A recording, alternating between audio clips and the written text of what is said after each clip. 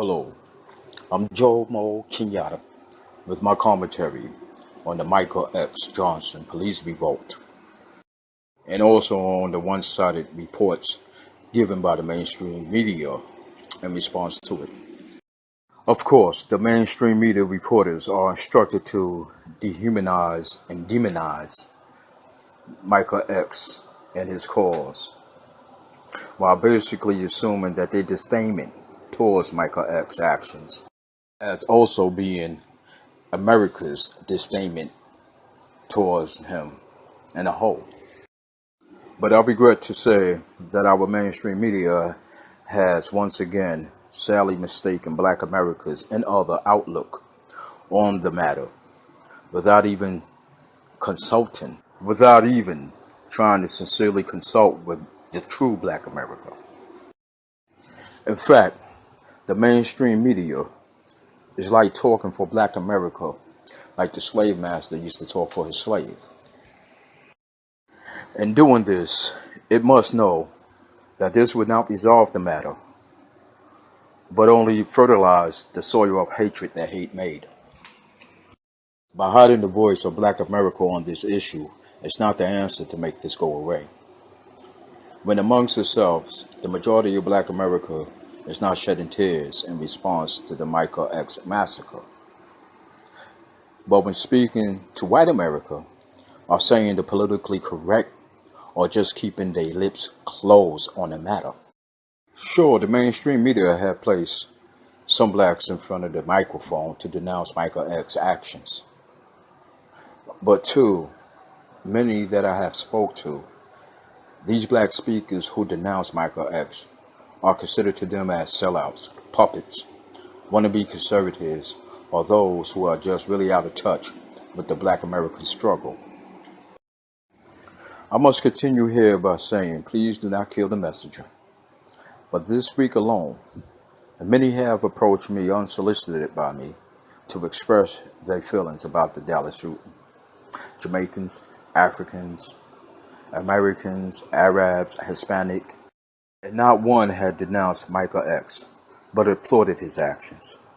Responses like, it's about time someone stood up. Chickens came home to roost. The new Nat Turner. Those who have confided in me, their true feelings are from all walks of life. Teenagers, shop owners, nurses, correction officers, ex-military, lawyers, postal workers, on and on. However, of course, the mainstream media will declare him as a terrorist. Thus, all of the early mentioned responses I receive from others make me reflect upon a saying I heard from a Hollywood script. One man terrorist is another man's freedom fighter. By suffocating or sugarcoating the true feelings of the community that Michael X aimed to represent with his action, is not the answer to prevent repeats or emulations. A true debate without threat of being set up for retaliation will show that many are not denouncing Michael X, but how they see him as a model who express their own frustration with an always one-sided justice system, a justice system that keeps them in fright, wondering if their own children or spouse would be the next on the news shot dead, or disproportionately thrown in the prison system which treats them inhumane. The main contributor of hatred amongst race is the stereotypes and the privilege that ones receive by the biases and the inequalities in our system. I guess who wants to give that up?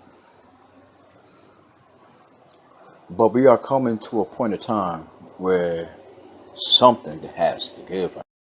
Before I go further, I want to give my condolences to the officers' family of the Dallas shooting, to Michael X family, and to the list is so long I can't, all the black families that lost lives that created this matter.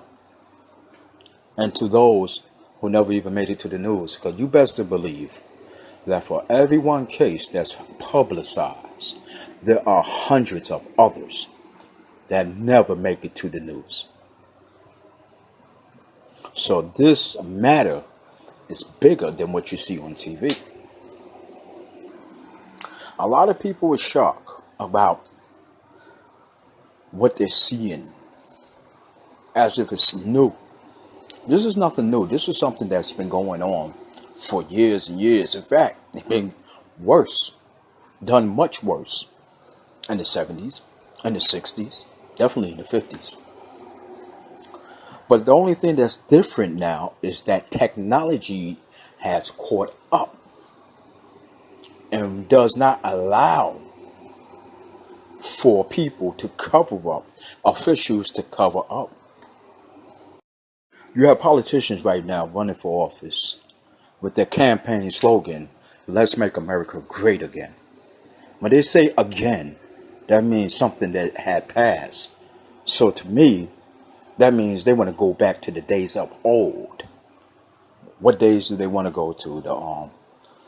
The Jim Crow era, the separate but equal, or slavery. And we know what we're talking about, secured a lot of support behind that slogan, which is saying the heart that what we have, the sentiments, the majority still have in America. Nonetheless, I would like to close out with my own campaign slogan, and that is, let's make America equal for the first time. That would be great. Let's make America equal for the first time. True quotes from true great leaders in American history. Malcolm X said, "If you are not careful, the media will have you hating the people who are oppressed and loving the people who are doing the oppressing." And John F. Kennedy said, President John F. Kennedy, "Those who make peaceful revolution impossible will make violent revolution inevitable." And I like to reiterate on that. Add to it, rather.